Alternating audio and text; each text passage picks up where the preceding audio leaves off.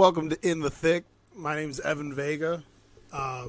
Unfortunately, my co-host is not here today, Hawkeye. He didn't feel like getting up this morning. So, essentially, we're starting a podcast. We're going to be talking about sports, gaming, and pretty much everything that goes on in the world. Nothing's too much off limits.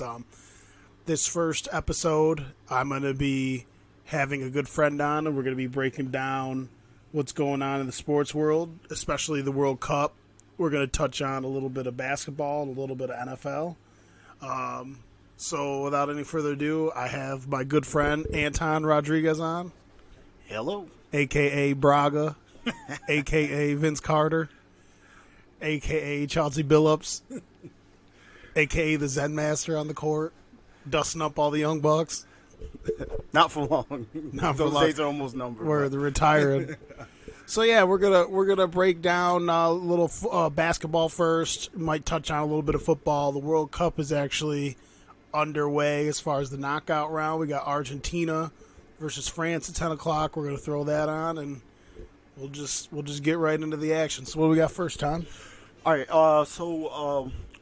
To get this kind of off season started in the NBA, we actually got an initial trade that really kicked off everything, that kind of like ties everything in together, which is not only just free agency, but also tying into it some guys who opted into contracts, some guys that opted out of contracts, and kind of stirring up the NBA hot stove pretty early. So the initial trade that took place was the Washington Wizards and the Los Angeles Clippers. Austin Rivers for the Clippers, guard, was traded to the Wizards for Marcin Gortat. Now, this is kind of interesting on a couple different levels. It's a money move, right? It's definitely a money move for Austin Rivers, and it's also sort of like a regime change for the Clippers also. Now, what's interesting about it is that Austin Rivers is obviously the son of Doc Rivers. So that kind of plays an interesting little play into that. But he's better than people think, though. Yes. He is better than people think. Yes. A lot of people get on him about daddy's kid and all this stuff playing and yada yada. Yeah. But the reason for the actual trade is, and it hits on a couple different levels. Number one, the Clippers do want to change, and they kind of want to push the old out and come in with something new and fresh. Also, they have Jerry West in the front office now, and they took some of those GM duties away from Doc Rivers, which I think is smart, because when he was in Boston, he didn't have those responsibilities. Just coached. Yes, and was able to, when they bring in players, they were able to bring in a big three. You have someone more focusing on that, and he can focus with things that are going on the court. And I think that's a good move, because Doc was really just bringing players that used to play under him, whether it was in Orlando or in Boston, and that in the end didn't seem to work out well. Now, for money matters when it comes to Austin Rivers, so his contract is going to be coming up pretty soon. So the issue is that he would they weren't probably going to sign him to a deal that he wanted in Los Angeles. So by trading him to the Wizards, it gives him an opportunity to play backup point guard, backup shooting guard. Prove himself. Yes. That he earned a contract. And then he earns himself an actual really good contract, either from the Wizards or for someone else down the road. So in that case, it wasn't in terms of Doc Rivers or the organization kind of kicking Austin Rivers to the curb, but actually giving him an opportunity to actually make some money in the league. And actually, It's a good opportunity for him to really showcase himself, because obviously with the Wizards, John Wall has been hurt, Bradley Beals has been hurt, so he can get himself. He's going to definitely get minutes over there. Get an opportunity to play, because neither of those dudes stay healthy all the time. Another issue is that Austin Rivers wasn't the greatest of locker room guys when it came to that team. Makes sense. And I feel like a lot of coaches have resentment, or a lot of players have resentment towards him because his dad's the coach. Right, and in anything that plays out. And he could be a douche too. Yeah, Who knows? Yeah, that definitely can play. He looks like he's a douchebag. That definitely could play out. I mean, he definitely has a very individual, strong-headed personality, even when he was at Duke. So it kind of freshens up the locker room also. But the flip side of this trade was Marcin Gortat. Because his contract matchup. Yes, and the fact is that the Wizards wanted to move on from him because reports are, and I heard this. I can't specify the person, substantiate who said it, but Anton with the inside leads. So this is a little inside the locker room NBA hot stove right here. I'm going to give you a little story. So there's some story behind it. I guess supposedly in the Wizards camp, and Scott Brooks is the coach. So when they were doing defensive stuff, they did switches and stuff like that.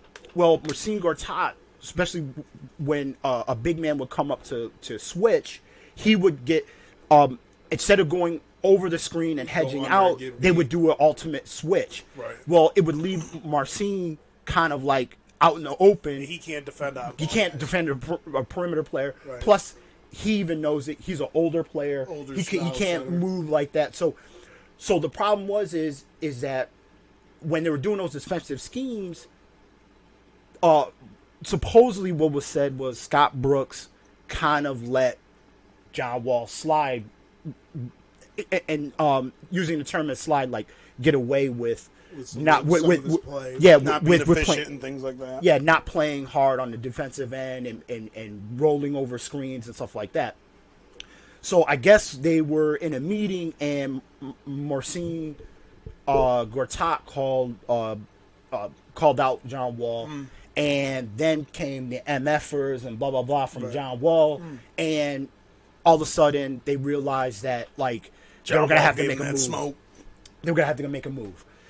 Now, what makes this trade actually a good starting point is that the Clippers are cleaning house. Right. So they ain't getting LeBron, though. So I they don't bring... understand why the Clippers are in the discussion.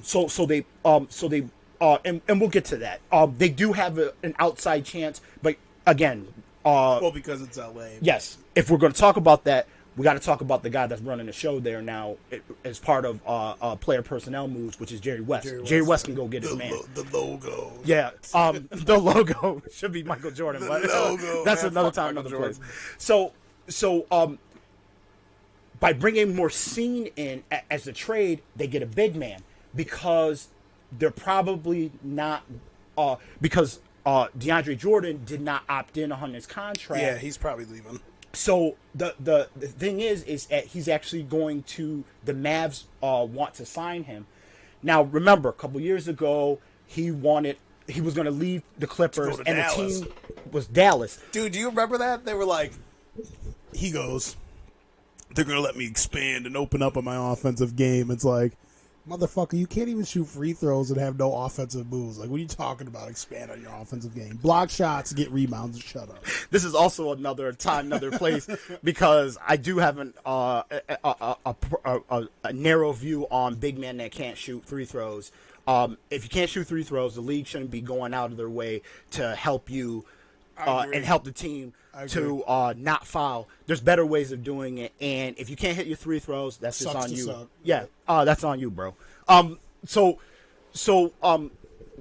Why this trade actually really starts off all this, because it kick-started the opt-in, opt-out. So they knew that DeAndre Jordan wasn't going to opt in, which if he opted in would have got him $24.1 million. Question is, do you think that if he went, do you think he's going to get money on another team where teams are moving towards?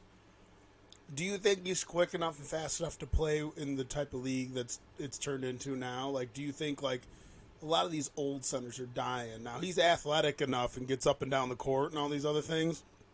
Do you think a team's going to drop money on him? He's like 30 now, I think. Well, it looks like the Mavs, and this is from Adrian Wojnarowski. This is where I got the information from.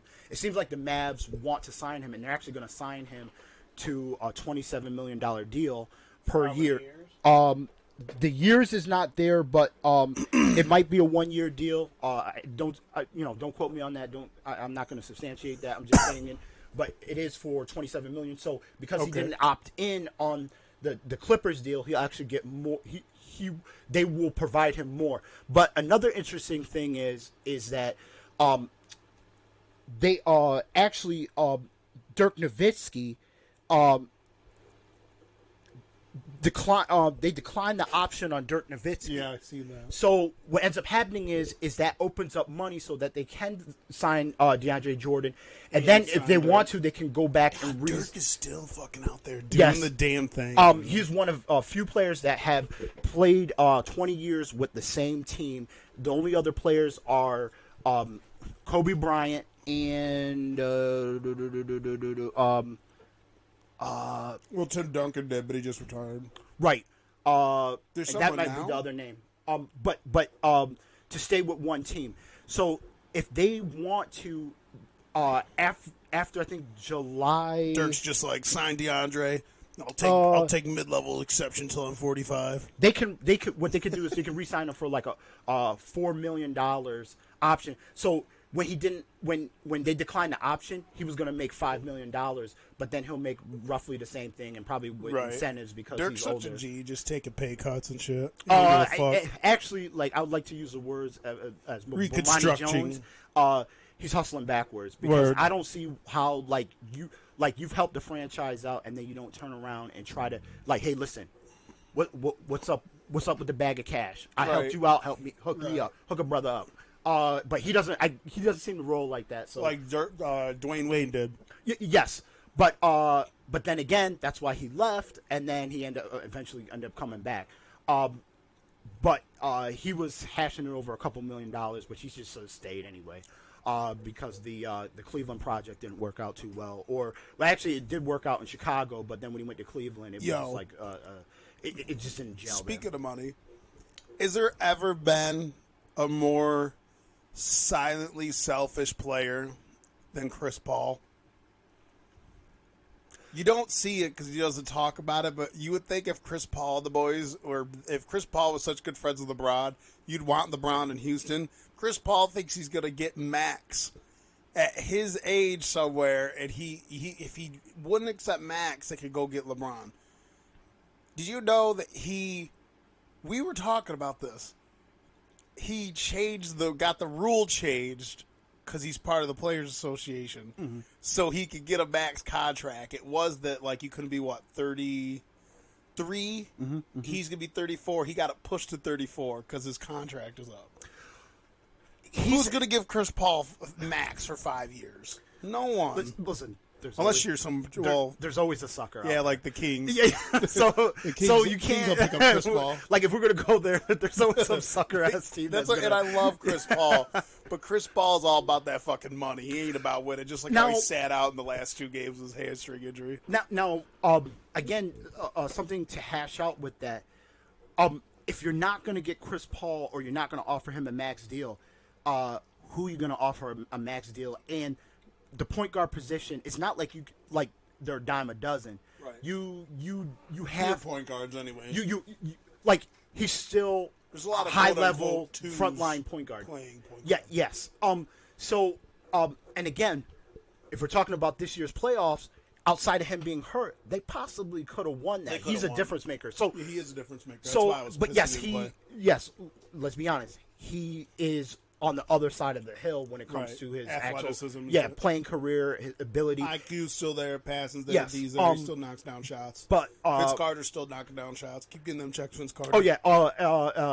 To rewind a little bit, Vince Carter's the other player that's been in the league, not with the same team, but been in the league over 20 years. Yeah, he's actually, 40, going to be 41. Dirk Nowitzki and Vince Carter came out of the same draft, 1998. So, and he's still in the league. Keep getting them checks. Getting them checks. Keep getting them checks. They're clearing, so he's playing. Again, going back to this main trade, it's sort of getting things, it's heating up the stove. So the Dallas will And it seems like Dirk Nowitzki will come back for another year. They will be able to re-sign him for like a $4.4 million, just below the $5 million if they would have picked up the option on him. But he is going to stay. He's not going to go anywhere.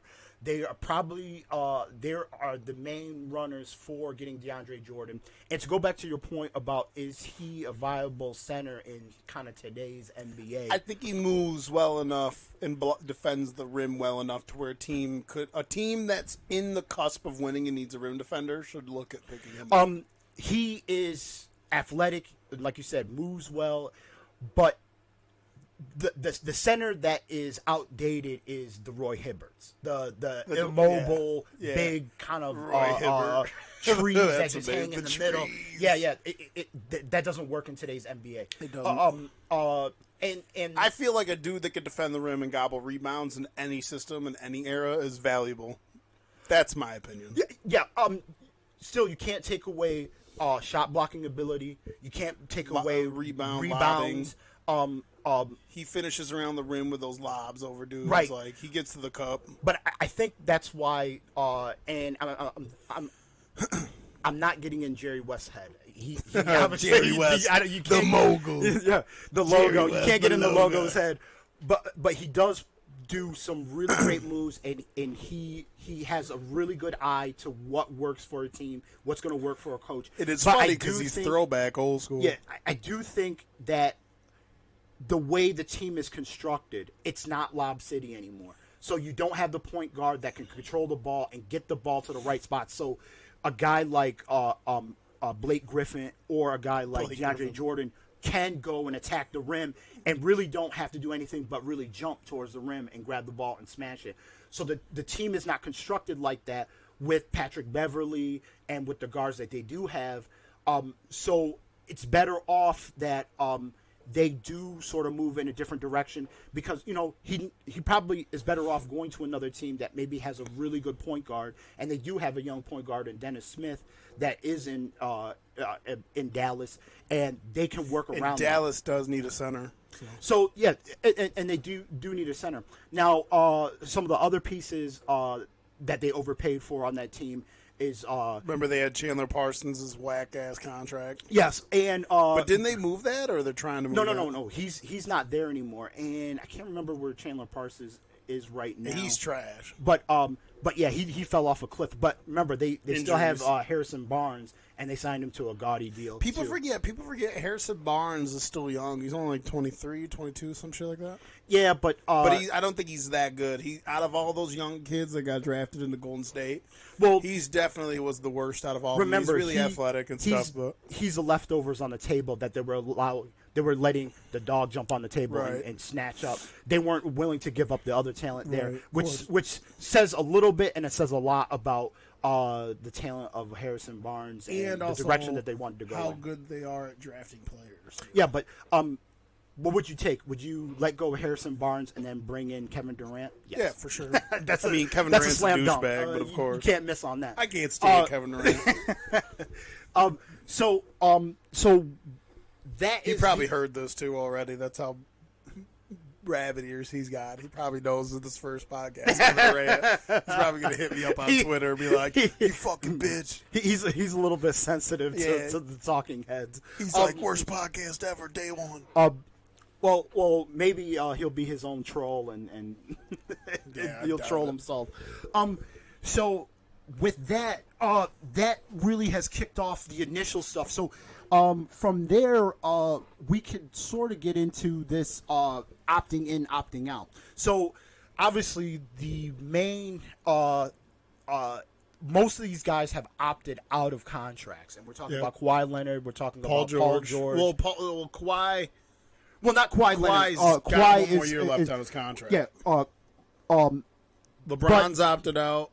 But Kawhi is definitely a centerpiece of talking because these main guys have opted out in trying to sort of pair each other up or however they're going to do it to try to get together and try to make a run towards a getting on a team and making a run for the playoffs. So, which is interesting because there's some really high-level teams that really have some pieces to either get or to move. And this kind of brings the Lakers back into conversation. It still brings in the Celtics in conversation because obviously they have so much assets. I don't think the Celtics are going to move on anyone. True. But although if I was the Celtics, if I can make a serious pitch to Kawhi Leonard, since we all know Kyrie's punk ass, I can't stand Kyrie either, his punk ass probably isn't going to stay in Boston. And if you really thought he wasn't going to stay in Boston, I would be like, hey, I'll trade you Kyrie and some picks with a sign and trade for Kawhi Leonard if I was Boston. I'd give up Kawhi. I'd give up Kyrie for him. You still got Terry Rozier and all those other players. That team would be stacked. Okay, so that'd be the personification of positionless basketball. That's a good place to start with the Celtics and Kyrie Irving. So the Celtics, and Danny Ainge is sort of denying it, but the Celtics are actually people have said or put out there that the Celtics are willing to put a package together with Kyrie Irving, possibly for for Kawhi, possibly maybe even getting in on a with the Cavs for a sign and trade, maybe with LeBron. I mean, these are just stuff that's out there. That doesn't mean that like floating in the ether. Yeah, floating out there. Even and again, they're still even looking at even a Paul George. The reason why they're in the mix is because they have assets. Anytime you have young talent, assets, picks, you're always going to be in the conversation. Now, what really puts you in the conversation is if you have a guy sort of like a Danny Ainge that is willing to listen to offers, look at offers, and when he has to, can pull the trigger on something and not have to ask any questions or answer any questions. And he's after not scared to either. He's willing to get after it, Danny Ainge. Hence, originally when he got the big three, that's a huge move to pull off. But as they say, there's buyers and sellers, and there's also suckers. So, and he tends to seem to find the suckers. So, which is a good asset to have when we're talking about free agency. That's fucking funny. So, they're suckers. So, the Spurs. Now, when it comes to Kawhi Leonard, so obviously they're in the mix, but they want assets. They want players and they want assets. And their buying price is very high to get Kawhi Leonard. But if Kawhi Leonard was to stay, the Spurs next year could give him a supermax deal, which is worth $219 million. Damn, I think that relationship's broke, though. It's broke. But that Kawhi's like, he's got to whoever's in his camp has to stop and realize there's a lot of money that's going to be left on the table if you do not take that, if you become a free agent. Now, how do you feel about that, though? Because, like, there's so much money to be made anywhere as a professional athlete. Like, now, okay, so if you're LeBron James, it's whatever, dude. Told her I loved her. He can go anywhere. He's going to make money. He's already worth almost $1 billion. How much is, like, that $40 million you'd be leaving on the table, even for a guy like Kawhi Leonard or Paul George? Okay, so this is an interesting thing, and this comes down like when to... you move to L.A., your stock's going to go up. That's but why all these dudes want to get to L.A., because they know the shoes are going to be sold more and their brand is going to go because it's the biggest market. This tends to be more of a personality trait type thing. I agree with the Kawhi thing. Then he just doesn't like those motherfuckers. Then what? Who the fuck is Tony Parker to fucking talk shit? Tony Parker's fucking French, all right? So I'm just joking. If we're talking about Kawhi Leonard, so like a LeBron is marketable. He's with Nike. He has all these endorsements, Sprite, blah blah blah blah. Sprite. So he's making money. And he's involved in all these ventures outside of basketball. Yes, basketball is what really drives the ship for him. That's what puts his face out there.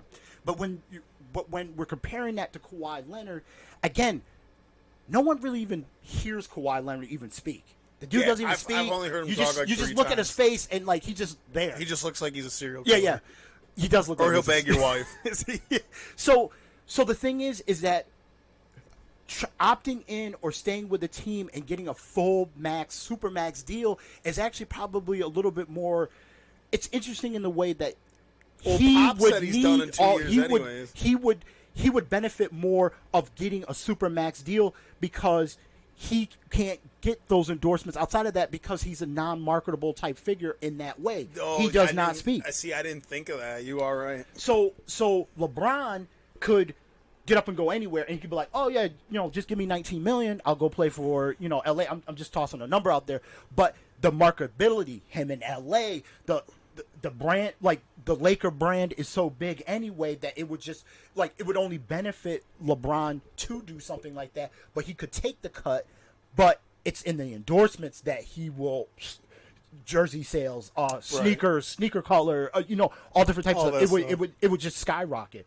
So Weird. So in a sense, some of it has to do with a little bit of personality. Some of it has to do with where do you think your brand or where your brand is going from here to the following years coming up. So these guys do have interesting. There's interesting ways of looking at each player and what is important to them. Whether it's the max deal or whether it's going to a contender, whether it's marketability and trying to go to a contender and play. It's interesting for these guys. Right. Now, a guy that we really didn't bring up in this conversation that is a high-level guy is Paul George. Who I feel like might be the catalyst to all these dominoes falling. Like, he does. I feel like if Paul George signs with LA, LeBron's gone. Well, and this is something that I heard. And he says he's wanted to go to LA. He said he wished he would have gotten drafted to LA. He's from there. He's in conversations and And to be interviews. fair- He always says L.A. To be fair, I think Yes. people are fucking sleeping on the talent of all those kids over in LA. And even Lonzo Ball. You know what? People talk shit about Lonzo Ball. The kid had all that pressure with his dad being a cocksucker and all this shit. Comes out. If you were to tell me my first draft pick was going to struggle at shooting his first year, but he drops 11 points, 7 rebounds, 7 assists, definitely plays defense. He was in the top, 25 as far as, wing point guard or shooting guard or whatever, efficiency on defense and stuff like that. He gets steals. If his shooting percentage, if he takes better shots and decides to just drive it to the cup, I think he's only going to improve. 7 rebounds and 7 assists, plays defense, can guard guys, fast. I think people just wanted to see him fail so bad, and they're blowing it out of proportion and acting like he sucks. He can play. Kyle Kuzma can play. Julius Randle can play. The homeboy, who I don't think is that good, who's the tall, skinny kid there? Ingram. He knocks down shots, but I don't think he's that good. I would probably move Ingram and get something for him to make so I don't have to sign him eventually. I think that team's really good. Even if Paul George signed there and LeBron signed there, I think that team's formidable to go after anyone in that, even in the West. I think that team would be really good. So the interesting thing about them is how are the Lakers going? The Lakers, and this is what Magic Johnson had said out of his own mouth. It's not just this year, but it's also next year. So, but he has to sort of make something happen within these next 2 years, or he says it's a failure. What's really interesting about that is with the Lakers, and this is an idea that I heard. So this isn't don't take it as my original idea, but it's a very interesting point, and it's a different perspective of looking at the Lakers. So if they want to go out, they could throw the Spurs the moon to go get Kawhi. Once you do that, you could possibly, it would attract Paul George, it would attract LeBron, but to get that done, the amount of talent you would have to dump and assets, you just would have to forget about drafting for the next 5 years. Right. And you would have to forget about you would lose some of the young talent and you would have to fill up the roster either with veterans that are going to want to play with a loaded team so they could just get on the back end of maybe possibly a championship run. So that's what your team is going to be. So, but the talent that you bring in, a Paul George, a Kawhi Leonard, they're younger than LeBron. So even if LeBron did come and you had that setup, you still have talent that's going to be there for a little bit. Right. So, and all those kids in LA are on small contracts, rookie contracts. But what makes it difficult you gotta is pay Julius that Randle though if you want to keep him. What makes it difficult is, and that's true with the Julius Randle. But also what I heard is the Brooklyn Nets are willing to offer him a max deal. When the Nets are willing to offer Randall. Yeah, but he's a restricted free agent, so the Lakers would probably not match it. But it depends. So restricted means they can match it if they want to. Yes. Unrestricted means you're not under any circumstance. Unrestricted, you're a total free agent. You could just restricted be like, suck restricted is that you could go. It's just like the NFL. Someone can match it. If someone offers me a contract, my team, the original team can match has the ability Give to match. More. Yes. And these things were part of the collective bargaining agreement. Remember, there was an original rule, the Larry Bird rule, where Larry Legend. So which sort of creates why the original team, if you're a total free agent, could offer you more years and a full-on max contract, because it goes back to the original principles of the Larry Bird rule, where to keep your superstar high-level player in your town, that team is able to offer, the home team is able to offer the max amount of money for that player.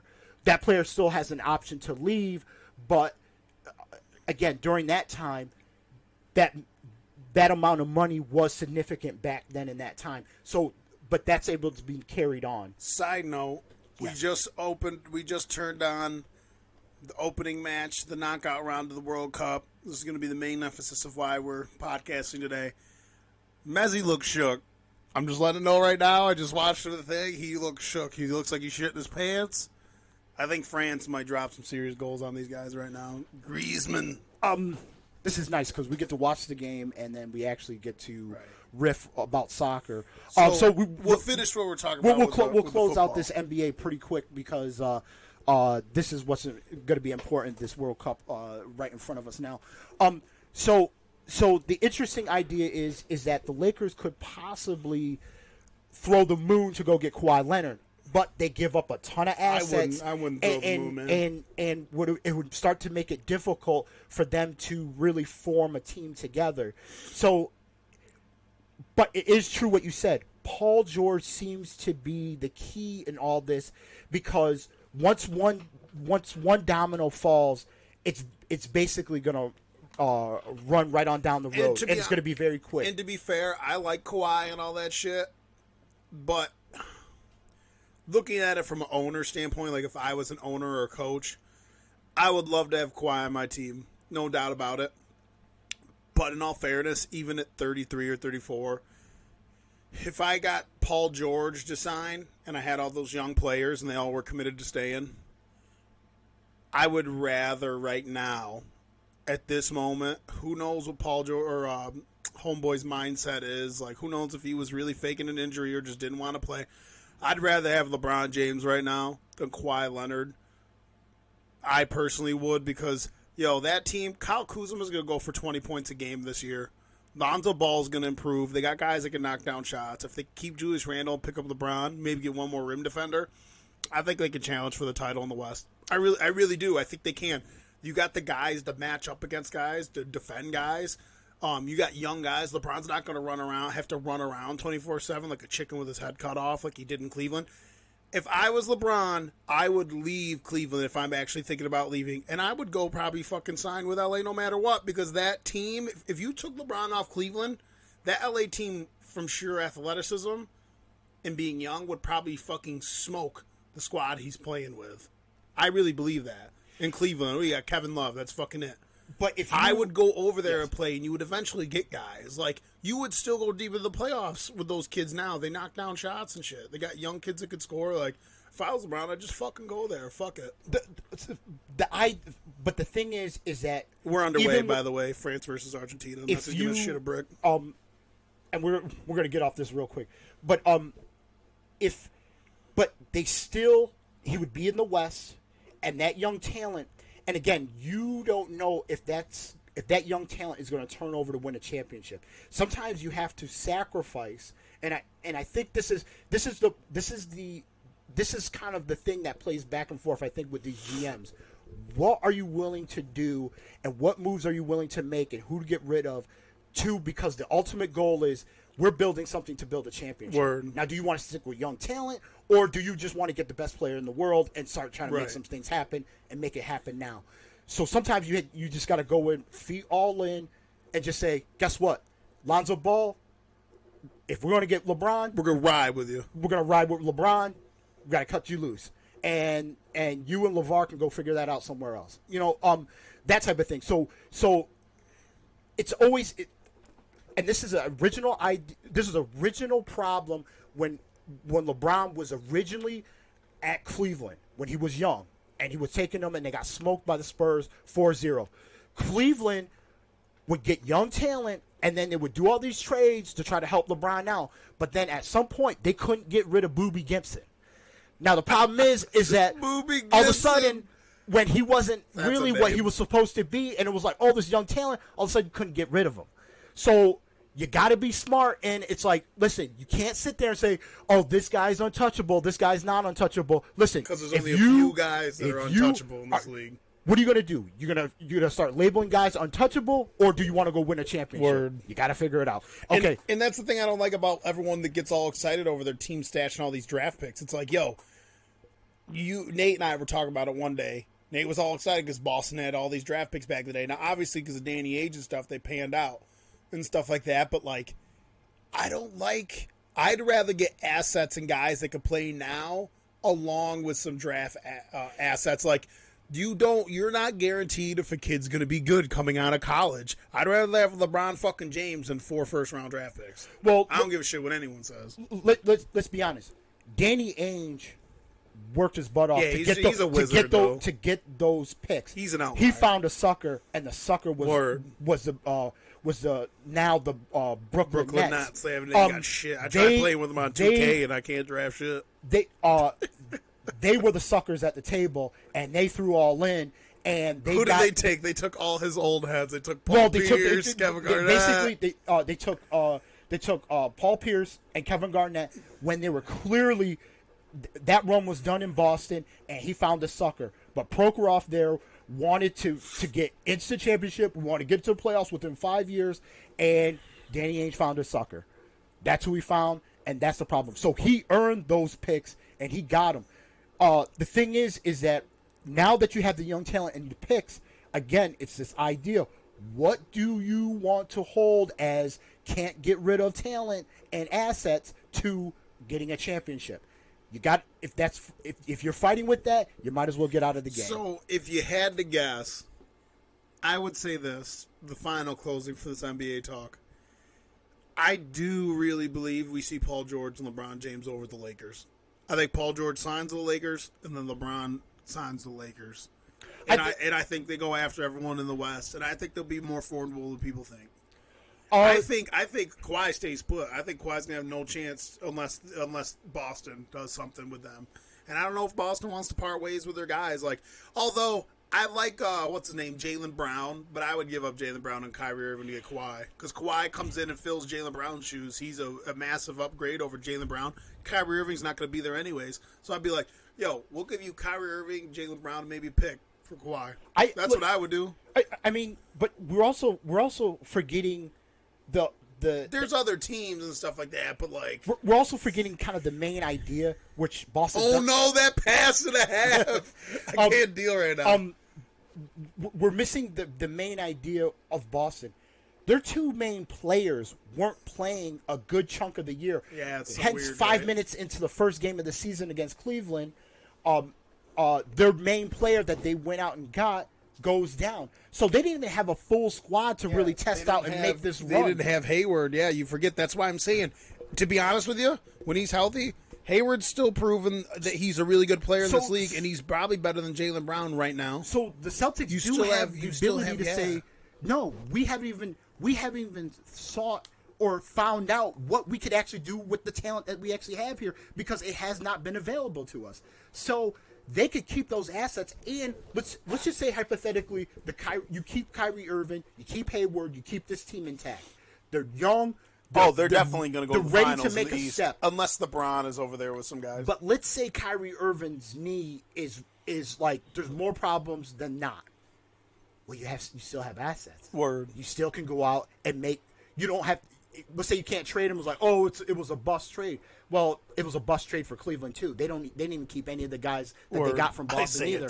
So really, if they want to and they want to make a heavy move, they can. But they really don't have to, and they could stick with what they have and see where that goes. And actually, they'll still be sitting pretty. And you can make adjustments and before the trade deadline if you think you have to make a move. But that's the ability of having assets and young players. You can mix and match and move around and do what you need to do, and without being drastic and heavy with your moves. Right. So, what do you think? So what do you think if you had to guess? We can't read minds. We're not. That's a pass and a half almost. Where do you think the chips are going to fall? Like the three main guys. What do you think? I do think LeBron and Paul George end up in LA. I think Kawhi stays put. I think Magic is smart enough that he's not going to give up the moon because basically for Kawhi because you're going to give up too much assets with assets like that. For the years that they weren't good, they eventually accumulated. That's a free kick. They accumulated. So I really think that if he's able to put some type of map in front of Paul George and LeBron and say, hey, listen, this is what the team is going to look like. If I can get you guys here, this is the direction that we're going. And guess what? This is an opportunity for both of you guys. And then this team is going to be hit the ground running. I really do see LeBron going to LA. And I really do I see them talking, LeBron and Paul George, and I see them hooking up in LA. I'm thinking that too. I didn't think it at first, but I really think it'll happen. Honestly, they can get a rim defender. I think that team's gonna be nasty because LeBron mentoring Lonzo wouldn't have to take as many shots with LeBron out there. LeBron doesn't have to be ball centric all the time. LeBron and Paul George can play more of that wing ISO type stuff. I think that team could wreak havoc. If you could re-sign Julius Randle to the right way, and don't you think Julius Randle would want to stay if two dudes of that caliber came to their team? I think so. Possibly, but again, unless Julius Randle wants that max to go lose, money talks. Money talks.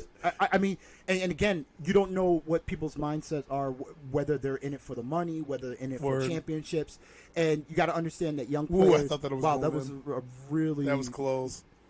Antoine Griezmann up here. They need to let Kylian Mbappe just get after it. He was getting after it earlier, so that free kick. Yeah, I really do. I really do think that comes together. Again, we've seen this play out before. LeBron talked with Dwayne Wade, and then they got with Chris Bosh, and they got together and talked about how they wanted to link up. I think, and I'm pretty sure LeBron's people are getting in contact, and I'm sure that like Paul George, and again, Paul George was there talking with Dwayne Wade, and Dwayne Wade was basically giving him the roadmap right to LeBron and saying, hey, this is how we did it. We got together. We wanted to win some championships. We wanted to build a team, and it's a clear-cut treasure map right to LeBron. All that the Lakers would need to do is sign one more key player. The White Mamba, Brian Scalabrine, would all come full circle. The Brian Scalabrine go out there, piece they're missing, play center, step back, pop those threes, dude. It's a fucking rap. Brian Scalabrine for goal. Scalabrine has a job that we would like here in his word. He is doing games and doing. He's playing in Big Three in radio. He's playing in the Big Three. Yo, speaking of that, I thought about you last night. I was watching the Big Three at work. Guess who's out there at 42 years old fucking tearing it up in the Big Three games last night? Bonzi Wells? No, Catino Mobley. Catino Mobley was dude, he's tearing it up. 42 with his knee races out. He's just like fading those mid-range shots, dude. It was a wrap. Catino Mobley said it ain't over yet.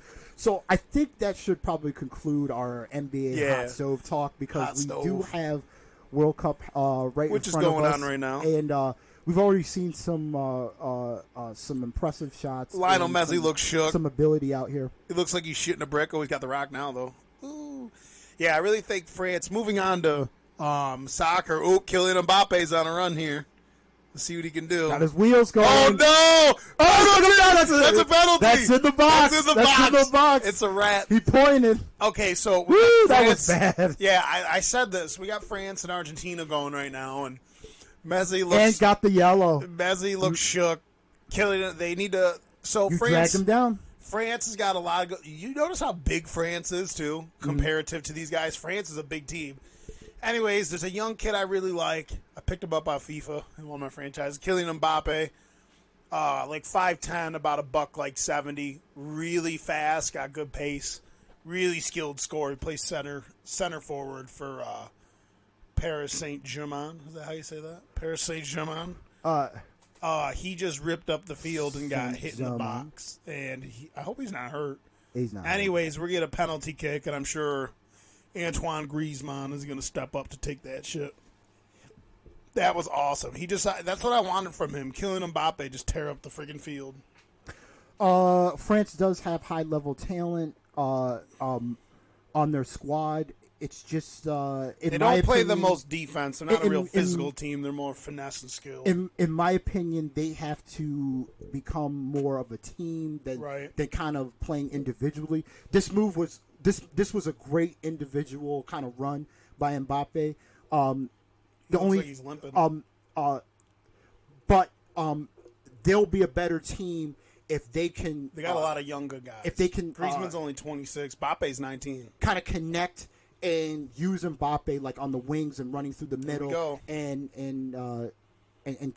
getting that connectivity together. So Mbappe made a good run France into the box.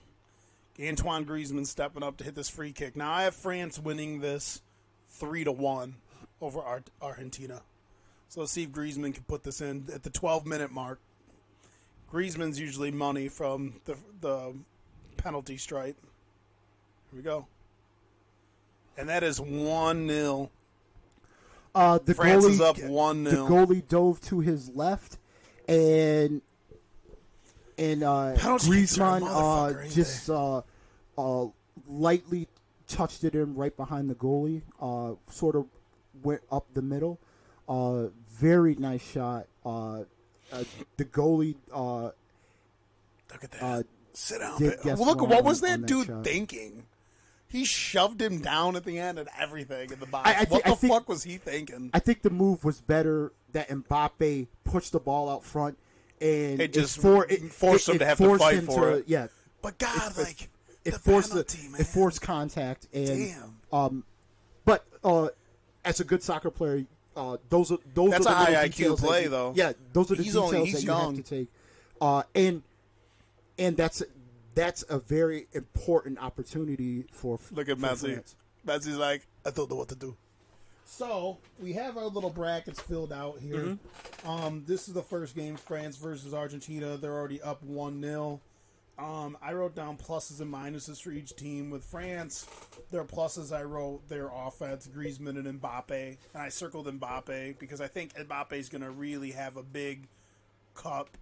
And I think at the end of this, as long as if he's healthy, I think he's going to come out as like one of the nice young strikers. He's already on the map. I know he plays in France where no one plays defense and stuff. But there's been rumors that Mbappe wants to come to the Premier League eventually and things like most people do. For Argentina, I put a plus side as Messi. I put lack of D, and then I put disheveled. They just didn't look – the last couple games, they barely made it into the knockout round, and I don't know. There was something about them. They were playing, like, weak. Like, I don't know. They had this softness in their eyes. They just looked like woe is me. I don't know. It was weird. They Argentina, for talent-wise, is loaded just like any of the big top teams that do show up in the World Cup and in the world. It always and this is not an idea. This is actually how it sort of works. World Cup is a bunch of national team players put together. But really, their main teams are the club teams. The club teams, the money teams. They play 11 months out of the year, and they have crazy. Which they have. They develop camaraderie. They develop connectivity. They develop style of play. Style of play within a certain system and with certain players. Whereas all these dudes, a lot of times, with their individual clubs, are the guy. The systems are sometimes built around them. They're the guys passing, making the forward plays and scoring and things like that. And then you come to a team with a bunch of stars, it's got to be. Correct. So like let's just take Argentina for example. So like a Messi, the Barcelona team is a high level team. They have They got everyone. They're loaded, but the concept of the team is built around Messi. So when you have these national teams, it's you bring these players together.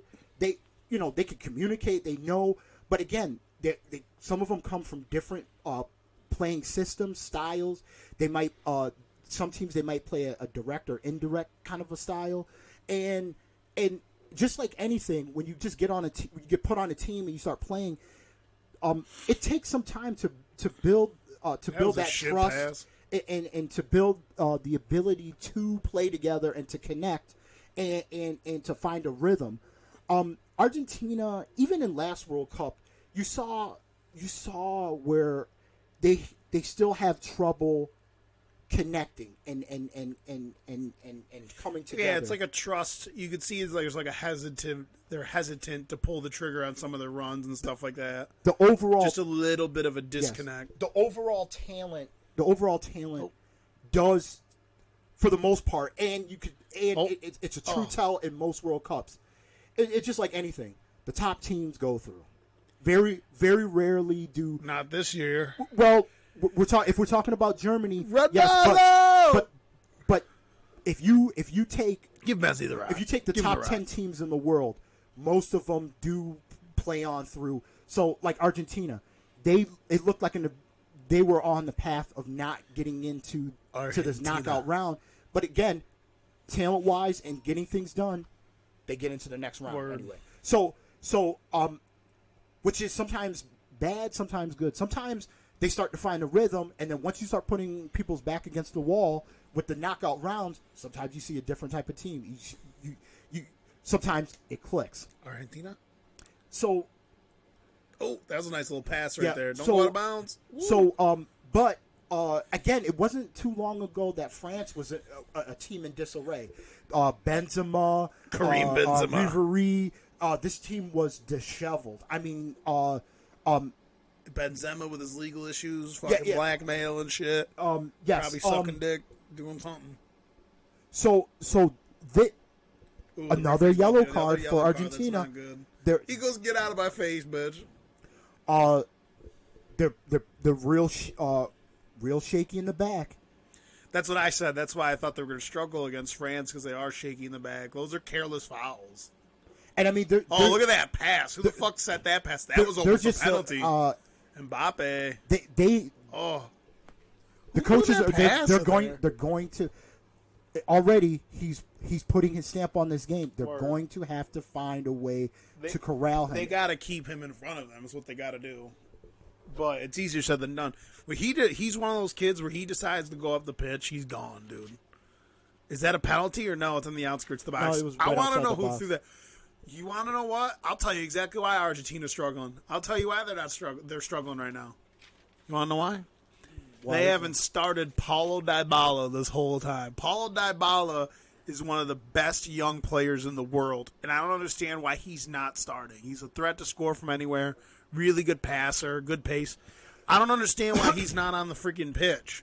I don't get that. He's not super young. He's been playing in Italy, Juventus for years now. He's 23. Why isn't he playing?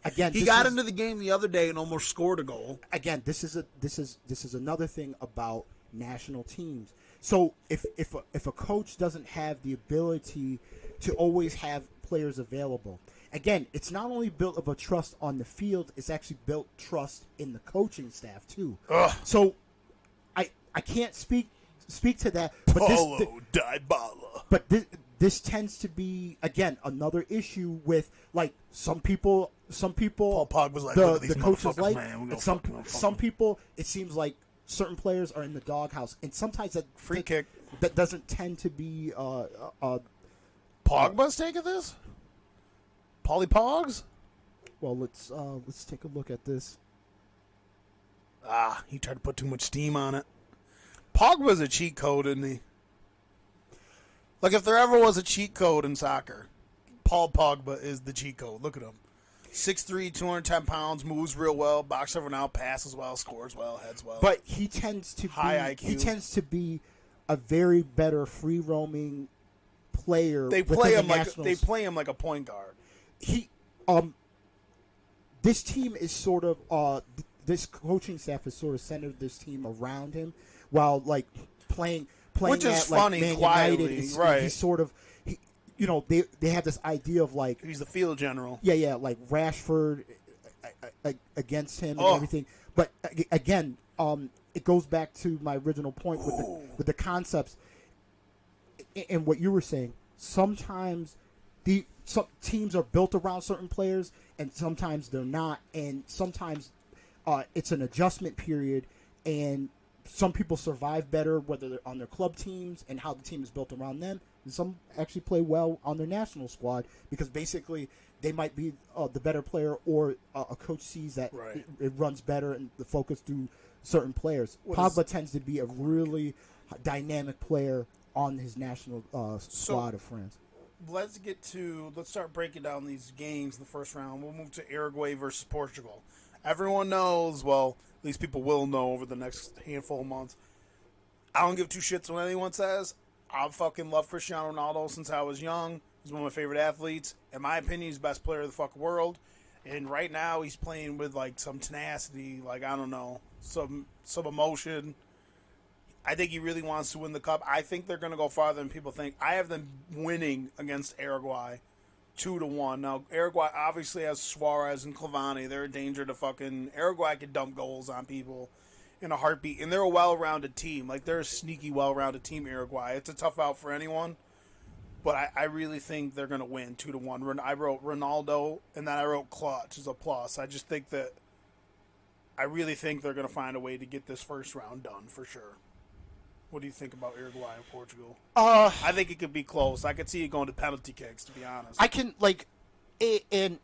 I'm going to take a more like logical approach. Right. I mean, I took as logical as approach I can while picking Portugal. Uruguay is really, really, really good. If you were betting money, you'd take Uruguay to win the game. But I think Ronaldo's going to drop his nuts on Suarez's face. Yeah, because they're like... Fuck Suarez. I'd knock his teeth down his throat. Because he's super good though. In the Olympics, Brazil won the Olympics with Neymar, and what you saw there is obviously they have an age limit. You can only have so many players above a certain age, so it utilizes more in a sense.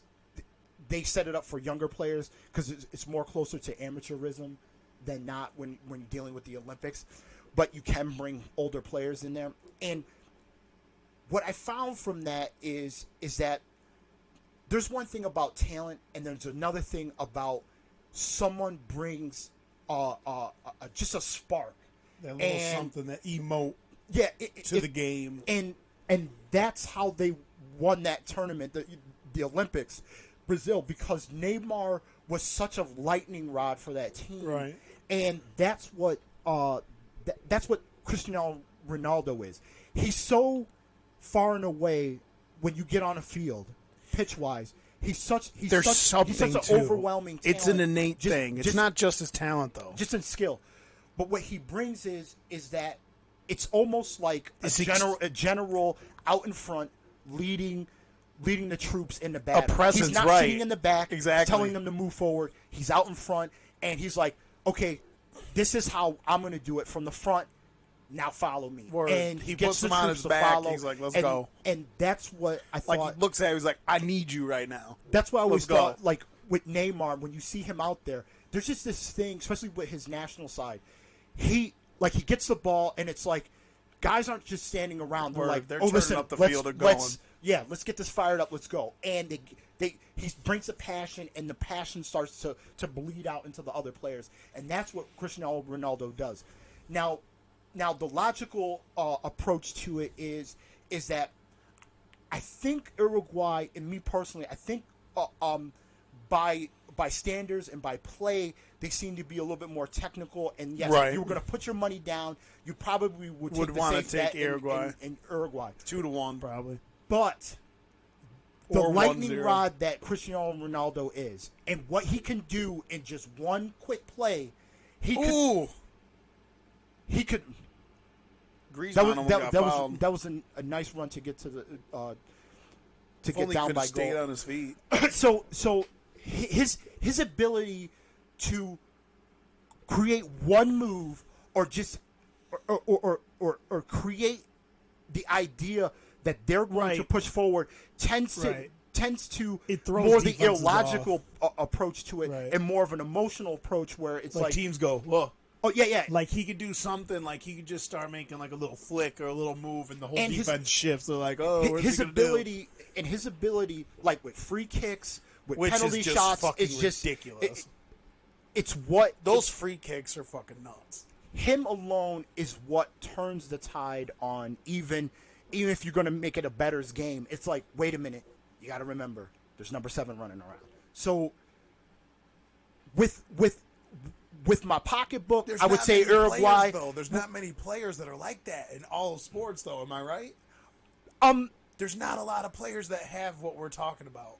Well, this is what It's a thing that transcends the skills. It's like But the hard work, the skills, the IQ, the emotion. All of it becomes this thing that's like this is why it we just hold- fucks the game up. This is why we hold LeBron in a certain place. This is why we hold Cristiano Ronaldo in a certain Michael place. Jordan. This is why, in a sense, like this World Cup has been not the best of lights on Messi, but you could also I like when Messi, you though. watch him Messi's- play, you watch him play in his club team, and you watch him play just He has overall. a different mindset. He has a different mentality, Right, but than Ronaldo his- does. yeah. He gives up easier.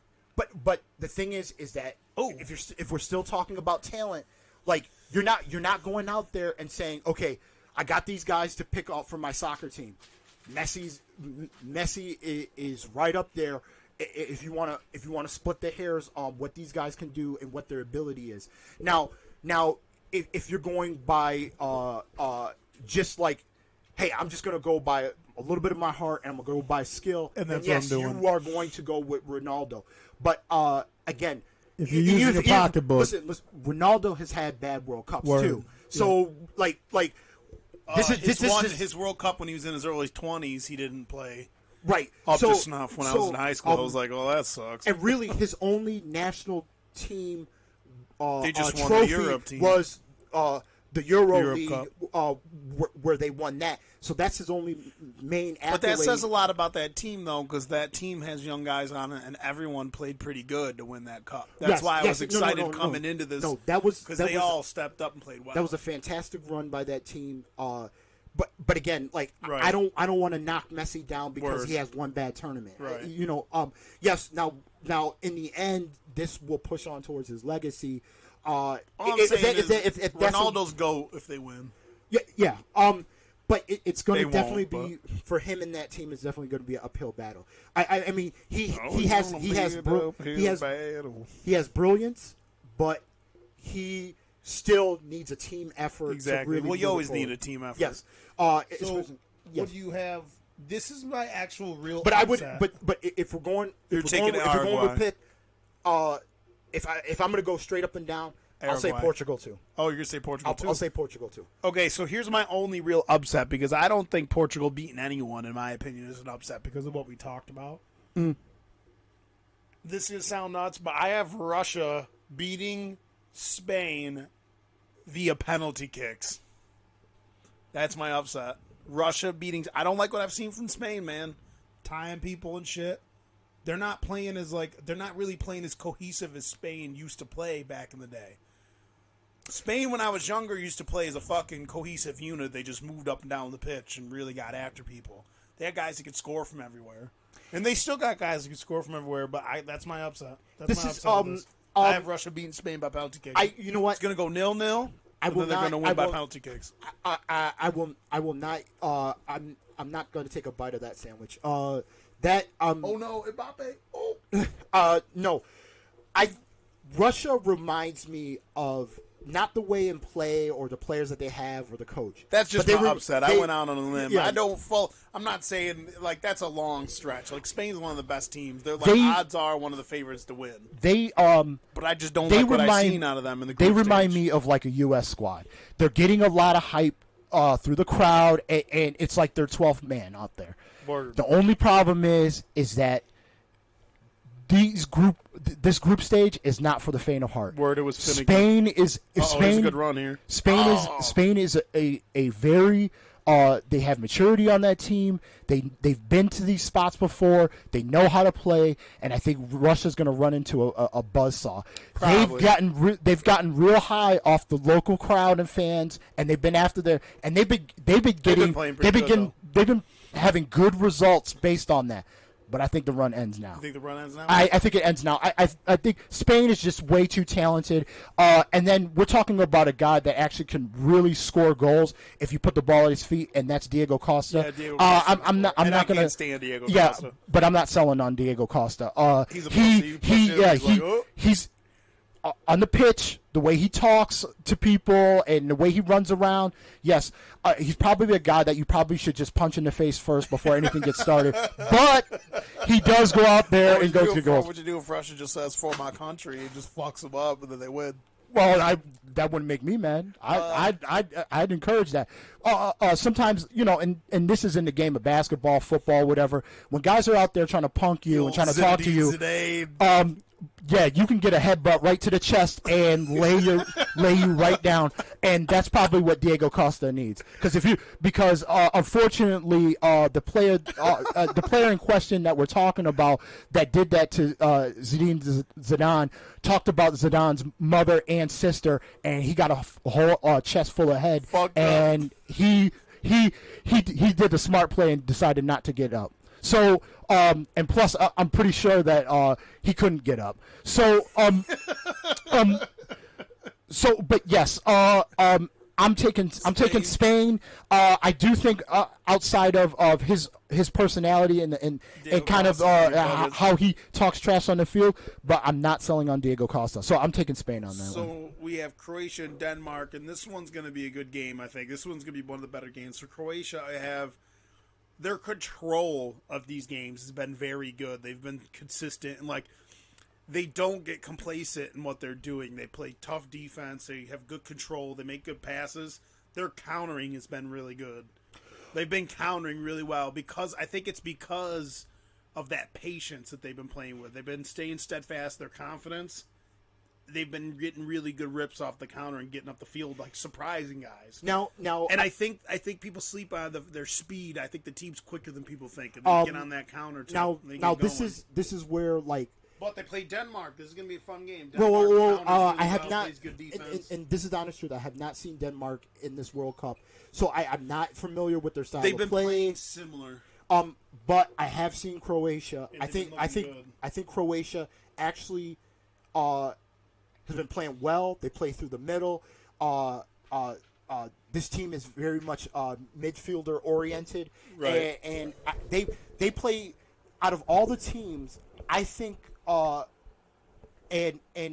again, Russia was getting a little high off the local fans and playing very well, but this team seems like this game is becoming a little. This game is becoming a shit show. Folks. Yeah. So another penalty. But what? Everyone's faking injuries now. Croatia seems to be and I'm going to take that term, and I think you put it correctly. They do not panic. They seem very confident.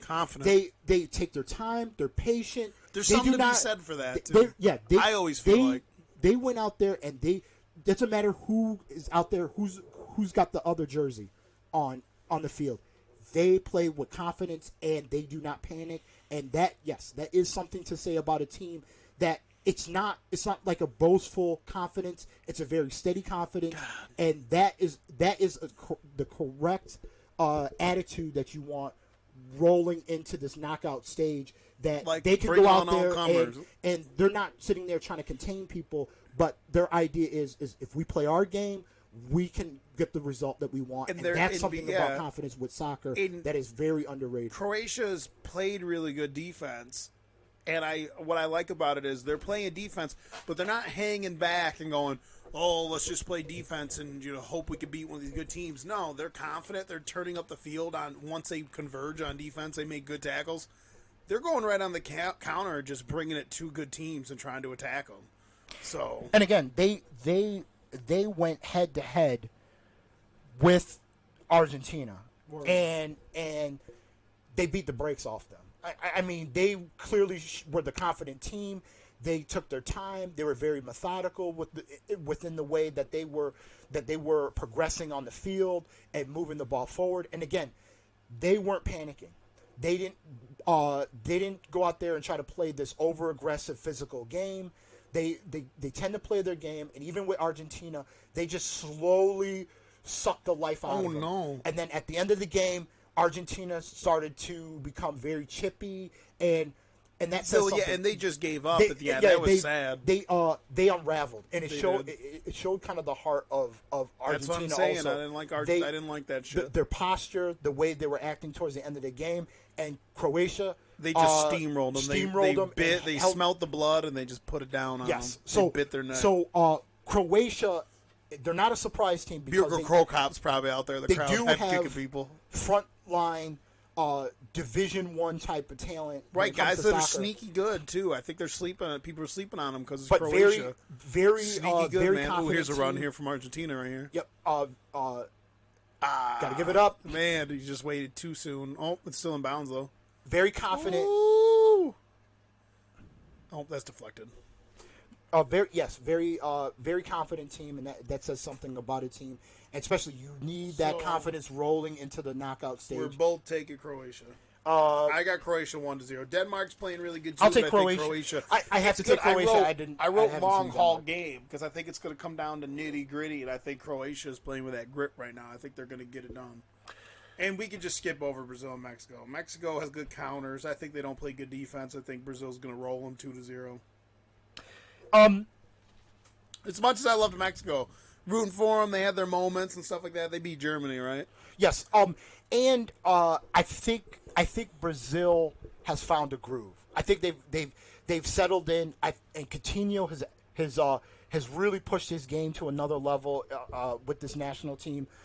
He was sort of the question mark, and they really needed this team and really needed him to kind of to pull it in and really help to lead this team and get the connectivity with Neymar. And I think they found that. And Mexico is a very good team. They are, but they tend to, like, within games, they have these kind of brain farts and lapses. Yep. And with a team like Brazil, they don't stay consistent. Yeah, you give Brazil that little opening, they just fucking put the throttle down. Yeah. You have to, guys like Marcelo. You start up. Sleeping, and Marcelo's big old afro starts coming up the field. Over, dude. I think, because when you're talking about actual talent on the field, yes, Brazil's you want to say that. Stacked. Yeah, Brazil is stacked, and they have, like, the flashy names and those players that you want to see. But Mexico is very talented. They offensively, they need to get out early and score goals if they want to win that game. Again, they got to get after it early and put some goals in. A player that sneaks around, and everyone knows that he's there, but sneaks around for Mexico. It's Chicharito. Yeah, Chicharito. He seems to, he finds his way. He finds his way around. It's his timing. He times runs really well. 1 minute he's just hanging out. The next thing you know, he's up the center of the field. Yes. And you're just But I'm going to be with you. I think Brazil is gonna get that dub. So moving on, we have we have Sweden and Switzerland. This is actually a coin flip on I this think one. I do think it could go either way. I really like Switzerland though. They're well rounded. They play good on both sides of the pitch and they're consistent. I took Sweden 2-0. I think Sweden's going to score early, and then it's going to be a back and forth game. And I think at the end, Switzerland's going to nab another goal. That's just what I think. Both these teams play very solid defense. Switzerland, a thing that actually works in their favor and that they do very well. They have a lot of big, tall players. Both teams are pretty big. Yeah. They like to swing it in. They like to mix it up in the middle. They're really good with setting up free kicks and getting organized and making runs towards the goal. Both these teams play very technical, Similar. very solid. They very no frills, but they get done. I do for Switzerland. Oh! Put that in. Di Maria, says, nice "For strike. my They fucking needed country, that. watch this crowd. Look, They he goes, needed- he goes, "Muertos cojones. Big set. Grande right on. cojones. Look Wow, at that's freaking the fuck out. It's tied up, folks. France and Argentina. Good strike. Good pull. But like I said, France will put in 2 more. Good pull. That was a great shot. He's just said, still "Fuck that, we're gesturing gonna the let it sign rip, bro." like it's time for them to Dude, that's put the great. cojones on the table That's and let's go. Dude, that was so good. He's like, I got the big balls. Look at the coach. He's like, dude, this is a good strike right here. Di Maria, that's a name, dude. He's getting older, isn't he? Yeah. Oh, look at this but strike, still though. Look at this. Look at you left it wide open. You wide dumb open. fuck. Boom. Just allow him to just to Set line it up. and line it up. Look at that. Suck it. Good placement, high. The goalie has to jump at it. Diego Maradona smiling somewhere after that one. Well, he There probably he is. He probably picked There he France is. so that his team could. Right. He was a scumbag. Yo. He's a scumbag. He is a Let me pick the opposite team so I can Failed give my drug team test. luck. So I get that money. What would you do if you bet the house on fucking France?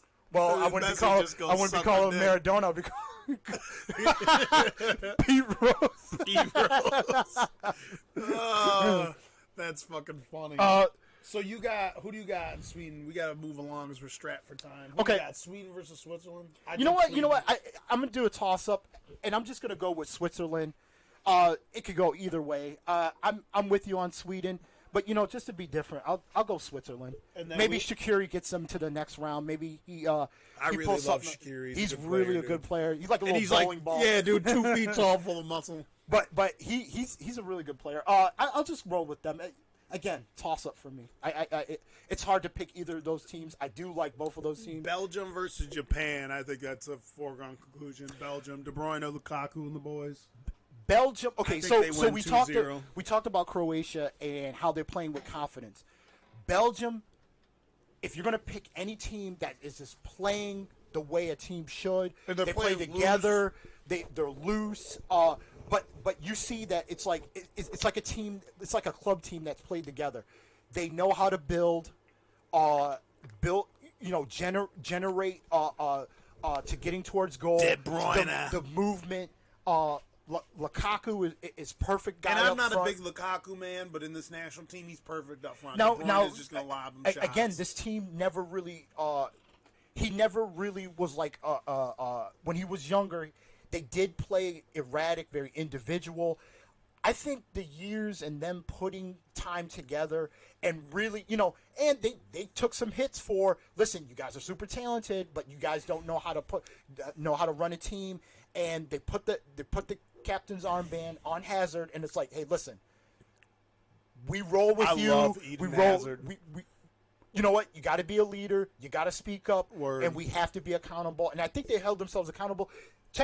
They play very technical. They're probably the best technical side. Right. They're playing with confidence, but I think it's it's not a boastful confidence, but it's a strong confidence. Well, and you know what it is? I think it's because I think De Bruyne is the catalyst for that.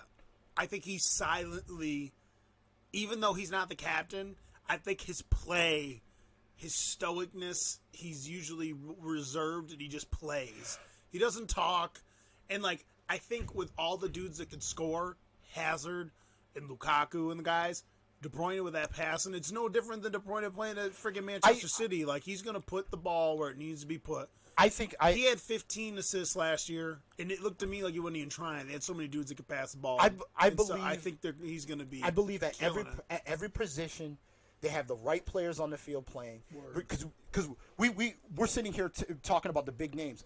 We're forgetting Mertens. We're forgetting Courtois in the goal. Oh yeah, I forgot they have Mertens. He plays for you. He's goalie for Chelsea. Oh, We're actually forgetting that they have a lot of. I mean, this is by far. I think they're the most talented team in this World Cup. I would say but they playing together in confidence. They're clear cut the best team that's left in this World Cup, Right. and they play. And with the guys sitting on the bench, they still played to a 1-0 result over England.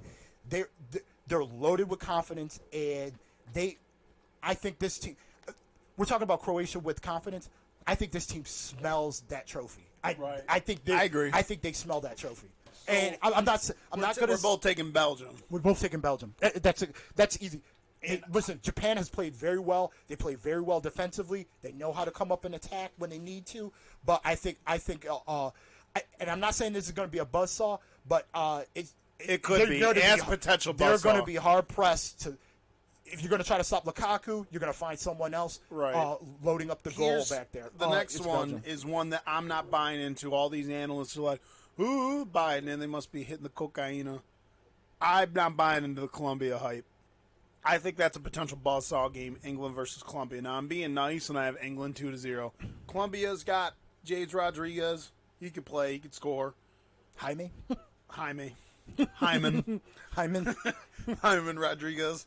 But I think this could be a potential buzzsaw game. Harry Kane, Dele Alli, and the boys. I think that could be a potential buzzsaw game. I got England winning 2-0 on that one. England's well round. They got guys who score. I'm actually with you on that. Harry I Kane think could fucking light it up. I think this could be a buzzsaw. Colombia's game. not a huge team. Harry Kane out there at fucking 7 feet tall, just fucking skilled, faster than people give him credit for. The one person that kind of, and he went down hurt in the last game. They got Rashford out there too. People are sleeping on the young kid Rashford. Rashford could fucking play. England Did England pick up Marshall, the other young kid that could play? Is he playing on the national squad? I'm not Anthony sure, Marshall, but I don't really think he's like been out him there. too. But here, and the Argentinian game is at halftime. It's still a 1-1 result. Ooh, this game is really starting to ratchet it up. They're getting real chippy. This is a second half that's going to be. I think there's going to be some fireworks, and there might be some punches. Scotty with the triangle. And my boy Didier. Let's go. Didier Drogba. So and here's a person that's actually been playing well, but he did go down. James Rodriguez. Hyman. He in the games, and I was closely watching him because I was like, this team is good, but they really need a person to really, grab, as they say, grab the bull by the horns.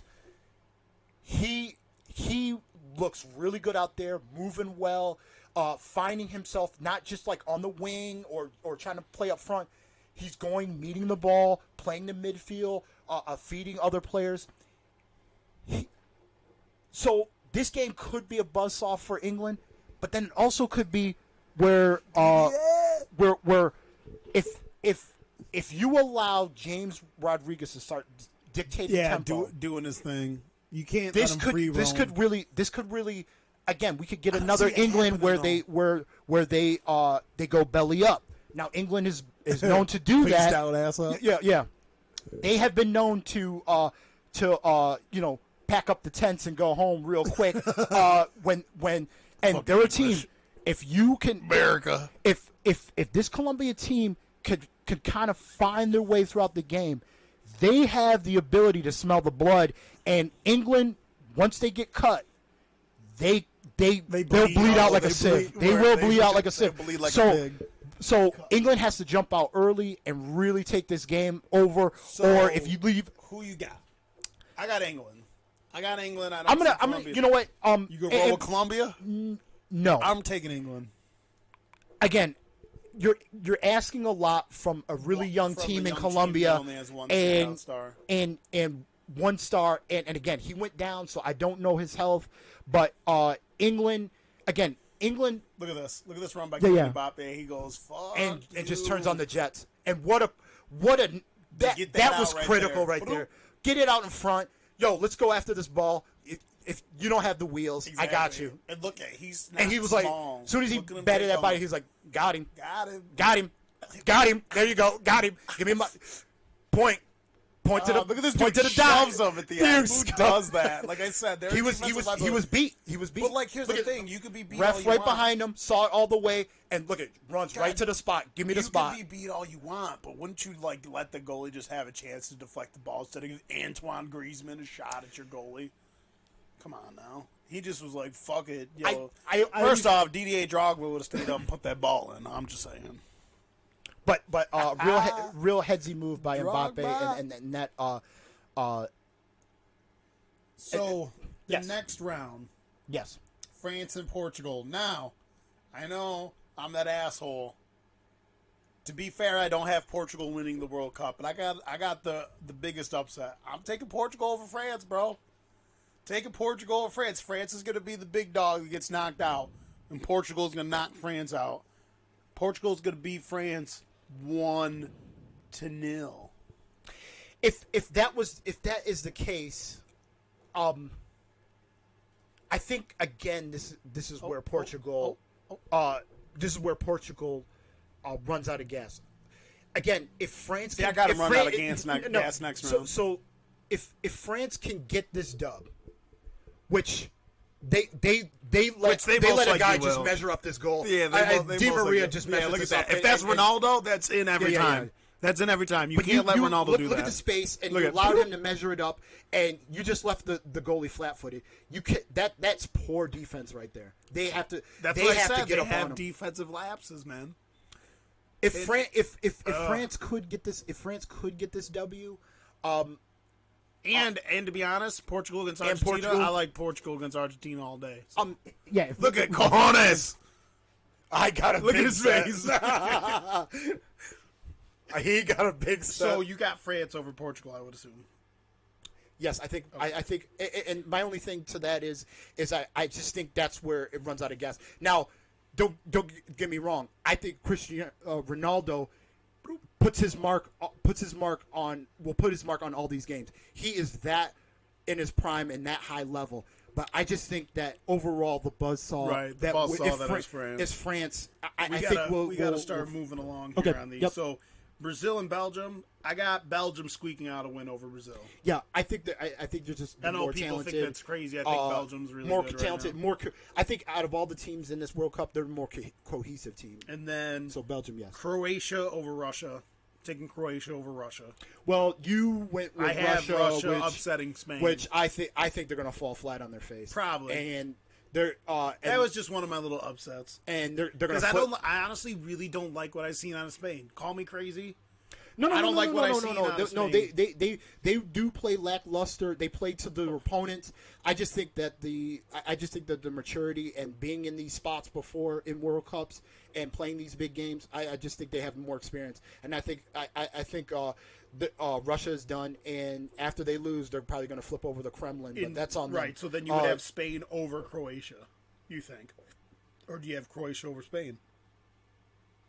I would say. And I think Honestly, I think Spain this is against Croatia, that's another game where I feel like Croatia could take Spain out. I think this is Because I don't like where what I've seen out of Spain. I think That's this the is- one good team that I'm not high I think this is they'd be the lower team out of what you would say your the rest of your so bracket. you, like me, have Croatia going. I to would the- have Croatia. I don't think Moving they'll win it, but I think that they're playing a really good brand of football right And now. then I have England over Sweden. We flip flopped on the Sweden, but it was a pick 'em. No, I would take Sweden, and here's why. This is where England falls flat on their face. You think so? You Yep. think that's where England falls now? They'll fall flat on their So face. originally I had England winning the whole thing like a douche, but I've changed my mind as we've talked. I think again, England has found ways to get into penalty kicks and lose it, and they can't find the back of the net in penalty kicks. They just they play well, but they just never have the confidence throughout Yeah, a there's whole something tournament to going get it on. done. They- I just don't there's think something going on with them for sure. yeah. So But they've what are been your playing really final well. four? Mine are Portugal versus Belgium, and then Croatia versus England, and I've changed it a little bit. I have Belgium. I've always had Belgium beating Portugal. Mm-hmm. I had Portugal getting smoked by Belgium. They'll get to Belgium and they'll lose. I have Croatia versus England, and I have England beating Croatia. That could be a pick 'em. No matter what, I have Belgium going all the way and winning now. I have I have I would Belgium take winning Belgium the whole all the thing. way. I'd put my Whether money- they play Croatia or whether they play England, I think they have too much talent. I think Croatia will give them a good game. I think that would be a dope game, Croatia versus, and that'd be a great story too. Croatia gets all the way. And then I think England with the lapses, yeah. There's something about England I don't feel it in my bones. I had them originally winning because I like all the players they have. I love Rashford, Harry Kane, Dele Alli. I like the guys they have on defense. But the more we talk about it, knowing what we've watched and what we've seen, I'm just kind of like we've seen this play out before. England will find a way. Just like they found a way to lose the Revolutionary War. Yeah, they will find their way. It's unfortunate. Making the Diesel proud. I mean, we are saying that Belgium will win it with they've had experience, but they have, getting that far would be the farthest they've gone in who knows how long. But the fact is that I think they play the style of football right now that is going to take it to win. They have the frontline guy, they have the midfielders, they have the defense, and they have the goalie. Cohesive and playing as a unit. And I think they can get goals from any one of their guys that they put out there, and I think it's a confidence that's bubbling over. And Lukaku is actually playing like the frontline player that he really should play on a regular basis. And he doesn't even have to call for the ball. He just gets the ball. And they're trying to find him. They're trying to find Hazard. And I just think that's an overpowering recipe for a World Cup win. I think they smell it, and I think they're going to do everything in their power to go get that. De Bruyne. And they got Kevin the talent. De Bruyne. They got the talent.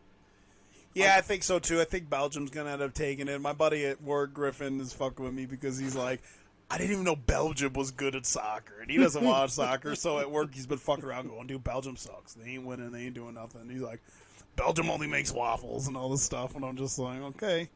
You don't know about the redheaded nightmare, Kevin De Bruyne. Now when they drizzle some maple syrup over your head, right from the cup, right onto your head. He doesn't watch soccer. No one at work watches soccer really, except for me. But yeah. So I mean that's what we got. We got Belgium going all the way. I think there's going to be some good runs. I think Croatia's going to go on a run. I think Portugal's going to go on a run. I think this World Cup's been pretty good so far as a whole. We've had fun. We've seen, apart from the United States, and that's what we'll touch on to end this, but I think a lot of countries are getting a lot better. I think the rest of the world is starting to catch up. Final thoughts as we close this down, because I have to go to work in an hour. The state of U.S. soccer, we'll touch on that for about 5 to 10 minutes. Do you think in the next World Cup we'll see the boys back? We got a lot of young guys that are playing good across the pond. We got Pulisic, who is dope. He's only 19. Well, no, he's 18. He's turning 19. He's only going to get better. Pass it, dope pace, crazy handles. He can score. The only thing I'd like to see is I'd like to see him develop into a more. We don't see him like. In Dortmund, he doesn't have to be like a leader per se. He's got a lot of older dudes like Marco Reus and stuff like that, guys that have played a while. He doesn't have to do that leadership role. They just ask him to go out there and play his game, put him out on the wing and let him go and create and stuff like that. I would say we'd have to see him. He's going to end up being the captain of the United States team. He's going to be the leader, most likely, in the United States team. Can he be vocal and in his whatever way he decides, like, can he be a leader and be in that leader role? Game wise, I'm hoping he develops a little more steam on his shot. That'll come with getting stronger with age. He doesn't have a lot of steam. I notice a lot of times he takes shots on goal. A lot of times if he's not having success with a shot on goal, it's because he lacks the steam. He's not that big of a guy. I would say that's the only thing, and obviously he's not asked to play defense. With this team, and I will say yes, they will be in the World Cup the next time. Not so much that this was a wake up call that they didn't put everything behind getting into this World Cup. Where I thought Klinsmann did a smart thing where he kept going out there and saying, wanting the guys to play over in Europe, wanting the guys to play an 11th month season. Play with the best high-level talent, and he was going out there and grabbing guys that were Americans and that were playing overseas in Europe, and he got that ball rolling because we tend to The best football factories are overseas. right and Places like Germany, the UK. and putting and kind of squashing the idea, because here with all of our other sports we tend to like, oh, you go to college and then you go to the next level. That works in other sports. It don't work for soccer. And not to mention that we have fucked things up in other aspects here with our soccer. And it's not that popular over here, so it's whatever. But for the people that watch it, soccer's so expensive to play in real leagues here. Like, if you have kids, I don't have kids, but I played sports when I was younger. Just to play soccer and hockey was always fucking expensive. To get into the good leagues, even just to play in the recreational leagues, soccer camps, all that stuff, it wasn't cheap. That's why, even though I ended up becoming, tall, almost 6'1", I ended up being 250 pounds, played football, all that stuff. Played other sports, basketball and like martial arts and crap. I would have loved to play soccer when I was younger. I thought soccer was cool, but like I'm not saying we were poor by any means or anything like that, but like soccer was fucking expensive to play when you were younger if you weren't playing it in school. Same with hockey.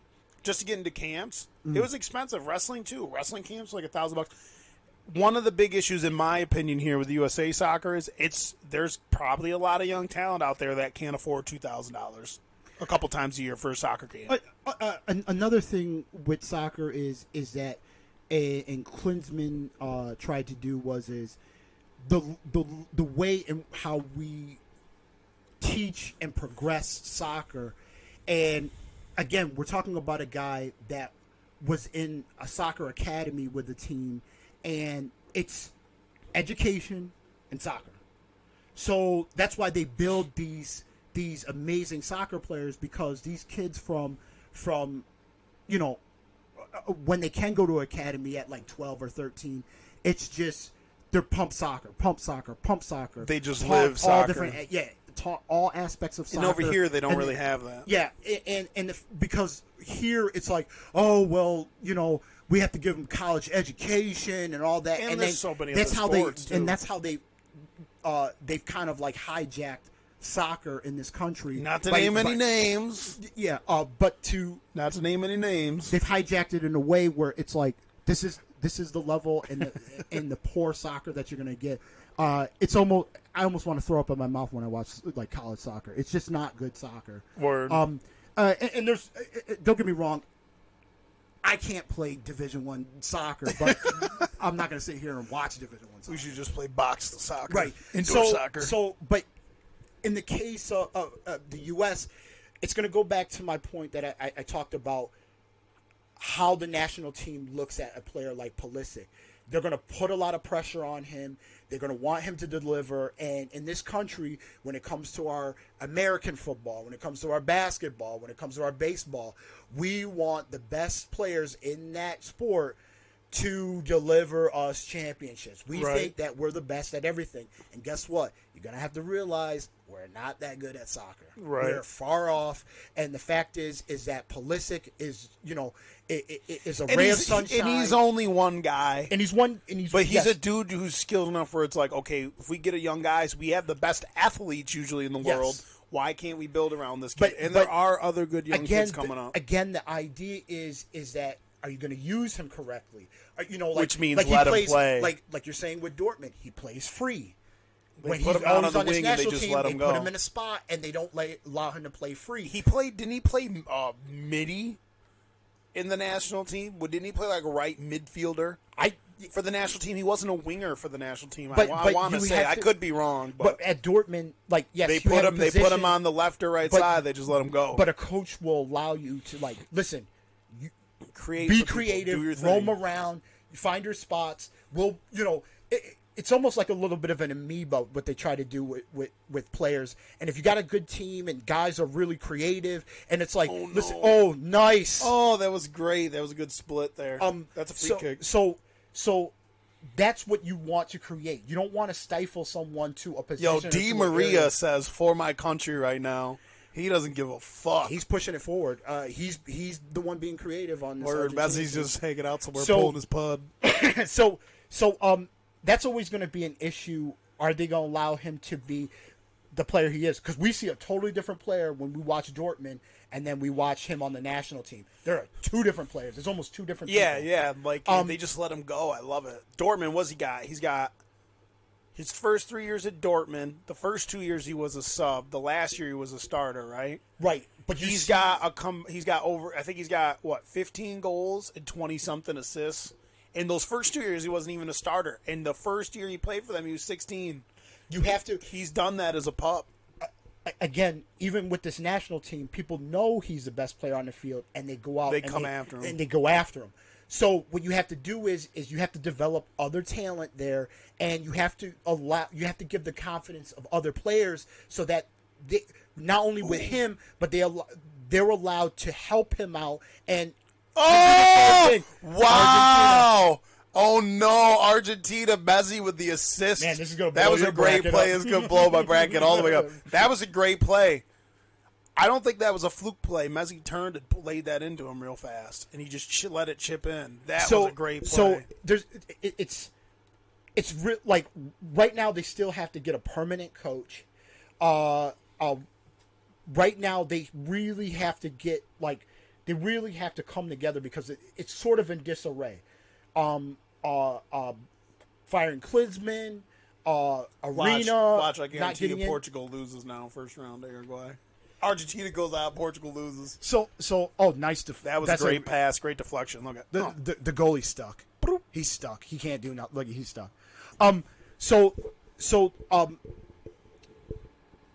It's always going to be tough because again, the U.S. here is not getting the best athletes. And the fact is that if you really want high-level talent, you got to send your kids over to an academy overseas when they're like 10, 11, or 12. And like, why not? Because you know what, too? They're going to make their money if they're worth their salt overseas. Yeah. So if your kid is a wonder kid, you might as well just send him over to academy anyways because he's going to either play in Spain, England, or Germany. Or France, most likely. He's going to play in one of those 4 places. Or Italy. He's going to play in one of those 5 places. So, just might as well send him over there. If I had the money and it was my kid, I'd be like, yo, if you were serious about this, let's go. And again, what they if your kid is good enough, they pay for it. They will come after your kid. So, exactly. They know the level of commitment. They know the level of commitment that's there, and as a parent, the parent knows the commitment that kid wants to be in, and it becomes serious. But that's how you get high level soccer players, and that's really going to be the only way that we're going to be able to build high level soccer players. But those are things that's a work in progress. I know Klinsmann was really pushing that a lot, but the underage system and the way we have it now is a little broken in the way that it's going to be hard to really build high level players in the way that we build soccer players because it's definitely not the traditional way. But there are bright spots and there's a lot of they young will talent. they will make the World There's Cup. the kid. Who's the kid that's playing? Where? I don't know where. Paris Saint-Germain. Yeah, is it Way? It's Way. Yep. He's scoring a lot of goals. I know it's the French league. And he's Way. he could play. He's a good forward striker. He's young. He's only 17. I forgot the young kid that's the redhead who's tall. He's really good. I forget. I can see him in my head, but I forget him. But yeah, Way can score. I think they got a lot of guys coming up that are good. Have some, if they could build on it and you know what? Because they always said before, in '94, they're like, "Oh, it's going to be 20 years, and maybe we'll be up there." It's gonna, you know what? I'm just hoping that we're formidable by 2026 because we're going. We're going to the games, man. I don't give a fuck. I'll pre-order my tickets. Again, you got to be smart about this. This is an American team, American soccer team. America. So, you know what? Just cross your fingers. Definitely in that World Cup, we're in the World Cup because you automatic. If you're hosting, you get the automatic bid. So we're definitely into that one. But the fact. So if you host, you get an automatic bid in the cup. That's why Russia. I didn't fucking know that. No. Listen, Russia wouldn't. If they didn't get that automatic bid, I don't think Russia would even got in. Than people thought. I think. No. Russia's not good enough to get in through qualifying. but they got in and they've Right, been playing because- well. They've been because feeding Italy off- and Greece They, didn't make they it in actually either. they actually been playing well, but I think a lot of it tends to be of the these local crowd going bananas.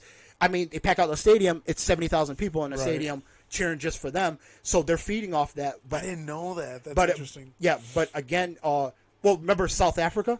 They ain't getting in. Oh You yeah, never word, seen them. yeah. Remember they made a FIFA or no, they made a Yeah. But they made a game, a FIFA game dedicated to FIFA South Africa. Yep. That shit was funny. It But was, again, you could only play they international. would not be Oh, in word. there. Word. How many World Cups have you seen them in? never. Never until that one. That's awesome. So we're out of back lid. All right, Pulisic, if you're listening, put in the work. Get after it. Get the boys going.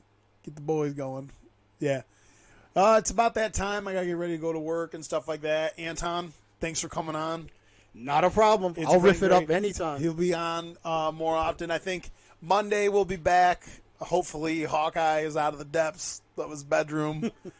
And we're going to talk a little football. We're going to start breaking down because, hey, we're down to what, 70, 60 more days to the football season, something like that. Best season in the world. We're going to chop it up and talk about... No fun league. Let's go. Yeah, the No Fun League. Let's do it. We're going to start breaking down every division coming up, podcast by podcast. We'll center it around each division. We're probably going to start with AFC Monday. I haven't decided what division we're going to do. Might have a guest on for that. We'll start breaking that down. And then Saturday morning, the real sports. The fights are on Saturday. UFC 226. Stipe Miocic versus Daniel Cormier. Saturday morning, we're going to have a couple people on. We're going to do a full breakdown of all the important fights on that card. And almost every card is a good fight. It's stacked. And, yeah, we're going to get it going. There's going to be the first of many. And we'll see how it goes. Thanks for tuning in. We'll holla at you. Later.